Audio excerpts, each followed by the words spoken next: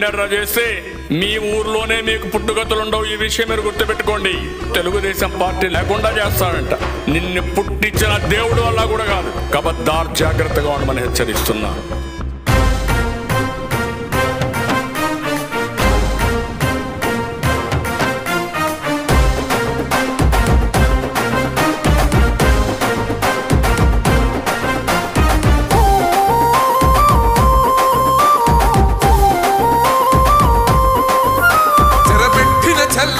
నిలబడ్డడురా భయపెట్టిన చల్ బ్రతికున్నడురా ఆడబిడ్డలని నిందించినరు, కార్యకర్తలని వేధించినరు.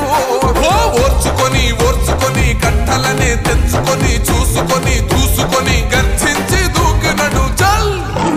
ఓహో చూలు విప్పి దూకినది ఎల్లో సింహము, దడుసుకొని ఉరుకుతది రౌడీ సంఘము. జై జై చంద్రన్న జై జై జై, నిన్న పేదవడన్న ముందడుగై ఓరమి సమ్మెలి పెట్టినది తెలుగుదేశము, తలరాత మార్చుకుంటది ఆంధ్ర రాష్ట్రము. జై జై చంద్రన్న జై జై జై, నిన్న పేదవడన్న ముందడుగై.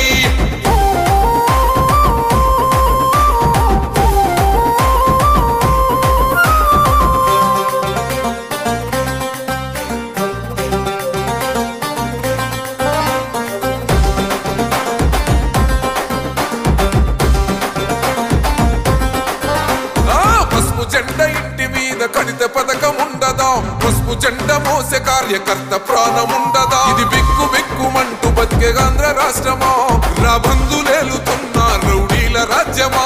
శిలపలక మీద పేరు మార్చితే తెలుగు గుండెలున్న చరిత మారదే. కడుపు నింపే క్యాంటీన్లు కూల్చితే నిరుపేద కడుపు కన్న మందదే. దౌర్జన్యమైన ఈ పాలన ఓర్చుకొని ఓర్చుకొని కట్టలనే తెంచుకొని చూసుకొని దూసుకొని గర్జించి దూకినడు. ఓహో చూలు విప్పి దూకినది ఎల్లో సింహము, దడుసుకొని ఉరుకుతది రౌడీ సంఘము. జై జై చంద్రన్న.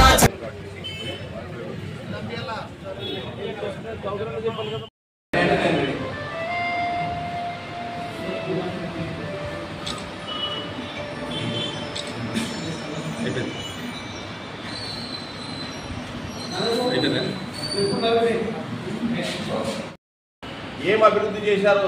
మేము 1,60,00,000 రూపాయలతో సిమెంట్ రోడ్లు తీసుకొచ్చినాం మధ్యకర గ్రామానికి ఒకటి అని చెప్పినారు. ఇందుకొద్ది అర్థమానం, ఇందుకొద్ది అబద్ధాలు ఎక్కడ లేవు. అంత అబద్ధాలతో కాలం తీసి ప్రజలు ఎవరు గుడ్డేవాళ్ళు లేరు. ఒకే ఒక్క రోడ్డు వేశారు, అది కూడా రామ్నగర్ లో వేశారు. ఆ రామ్నగర్ లోకి ఈ పొద్దుటి కూడా ఒకటి పక్కన సైడ్ కాలువలు కూడా ఏర్పాటు చేయలేదు. అది కూడా రామ్నగర్ వాళ్ళందరూ కూడా ఆ రోజు ఆమె ఎమ్మెల్యే హోదాలో వస్తే అందరూ ప్రశ్నించినందుకు అదొక వర్క్ చేశారు.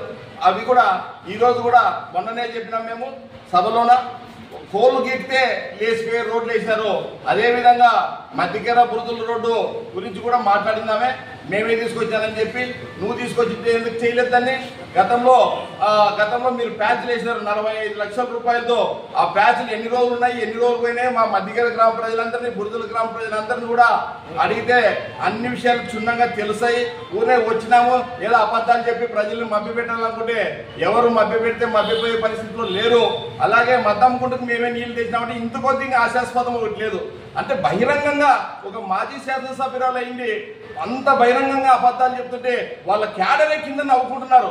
ఈమె తెచ్చిందే కేవలము ఆమె చేసిండేది ఒకటే. ఏం చేసింది?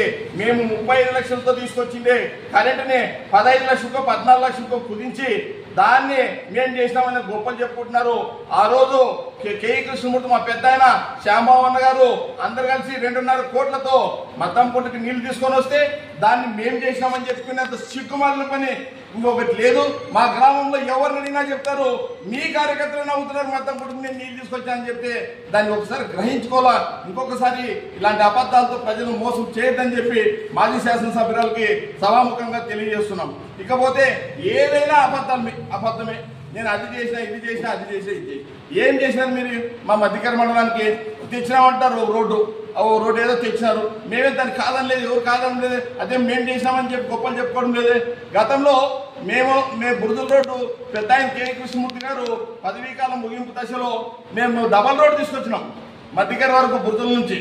కానీ మీరేం చేశారు? దాన్ని 5 సంవత్సరాలు కాలయాపన చేసి నరకం చూపించారు మా ప్రజలకని చెప్పి ఈ సభాముఖంగా మీకు తెలియజేస్తున్నాం. కాబట్టి ఏదైనా మాట్లాడేటప్పుడు అబద్ధాలు మాట్లాడదండి, నిజాలు మాట్లాడండి. మనం ఏం చేసిందో చెప్పుకోండి, మాకేం అభ్యంతరం లేదు. మీరు చేశారు గ్రామ పంచాయతీ ఫండ్స్తో 4 షెడ్లు వేశారు, ఆ షెడ్లకి వచ్చి ఓపెనింగ్ చేసుకున్నారు. మేము మద్దం కొట్టి మరి మీరే నీళ్ళు తెచ్చితే మీరు ఎందుకు శిలాపలకం వేసుకోలేదు చెప్పండి. మేము ధైర్యంగా మేము చెప్తున్నాం. ఆ రోజు మద్దం కొట్టుకు మేము నీళ్ళు తీసుకొచ్చినాం కాబట్టి మా పెద్ద గారు కేఈ శ్యాంబాబు గారు తీసుకొచ్చారు కాబట్టి ఆ రోజు అక్కడ శిలాపలకం వేసినాము. అందరూ కూడా చూసినారు, వేలాది మంది కూడా ఆ రోజు ఆ యొక్క మద్దం కొట్టి నీటి పథకానికి వచ్చి కూడా కల్లారా చూసింది కూడా వాస్తవం అని చెప్పి ఈ సభాముఖంగా తెలియజేస్తున్నాం. ఇట్లా అబద్ధాలతో కాలం ఎవరికో పుట్టిన పిల్లల్ని బాగా పుట్టినారని చెప్పి ముద్దులాడితే ఇందుకొద్ది ఘోరం ఒకటి లేదు.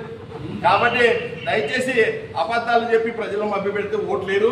ఎట్లా వేశారు తెలుగుదేశం పార్టీకి? నేను అంత అభివృద్ధి చేసిన ఇంత అభివృద్ధి చేసిన, మరి నువ్వు అభివృద్ధి చేసింటే మాకు 4000 ఓట్లు మెజార్టీ ఎట్లా వస్తుందమ్మా? నువ్వే చెప్పమ్మా, నువ్వే చెప్పు. 4000 ఓట్లు ఏమి ఎట్లా వస్తుంది? ఊరే వచ్చినావు, అబద్ధాలు మాటలు చెప్పుడు తిరుగుపోయినావు. ఏం చేసినావు? ఎక్కడైనా ఏమైనా చేసావా? ఎక్కడైనా చెప్పండి రండి. మీతో మేము ఎప్పుడైనా మీరు కానీ మీ నాయకులు కానీ ఎవరు వచ్చినా నాటి బజార్లో కూర్చొని చర్చించడానికి తెలుగుదేశం పార్టీ ఎప్పుడు సిద్ధంగా ఉంటుంది. కానీ ఎప్పుడు వెనక్కి వచ్చే ప్రసక్తి లేదని చెప్పి ఈ సభాముఖంగా మీ అందరికి తెలియజేస్తూ సెలవు తీసుకుంటున్నాం. సూపర్ 6 ఎక్కడ అని అడుగుతున్నారు. సూపర్ 6 గురించి మమ్మల్ని అడగాల్సిన పనే లేదు.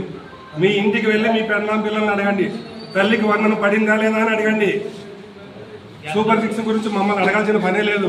ఇంటికి పోయి మీ భార్య పిల్లల్ని అడగండి, మీ ఉచిత గ్యాస్ వచ్చిందా లేదా అని. పార్టీలకు అతీతంగా మాట్లాడడం కాదు. మీరు ఇంటికి పోయి మీ అమ్మా నాన్నలను అడగండి, నెల వచ్చే లోపల 4000 పింఛన్లు వస్తున్నాయా లేదా అని. మీ ఇంటికి పోయి మీ పక్క వాళ్ళని బేల్దారులు కానీ అడగండి, ఉచితంగా ఇసుక ఇస్తున్నారా లేదా అని. మీ దగ్గర ఏమైనా పేదలు ఉంటే అడగండి, మీ పక్క నుండి అన్న క్యాంటీన్లో భోంచేస్తున్నారా లేదా అని. మాట్లాడడం కాదు, అభివృద్ధి జరుగుతుందా లేదా అని తెలుసుకోవాలి.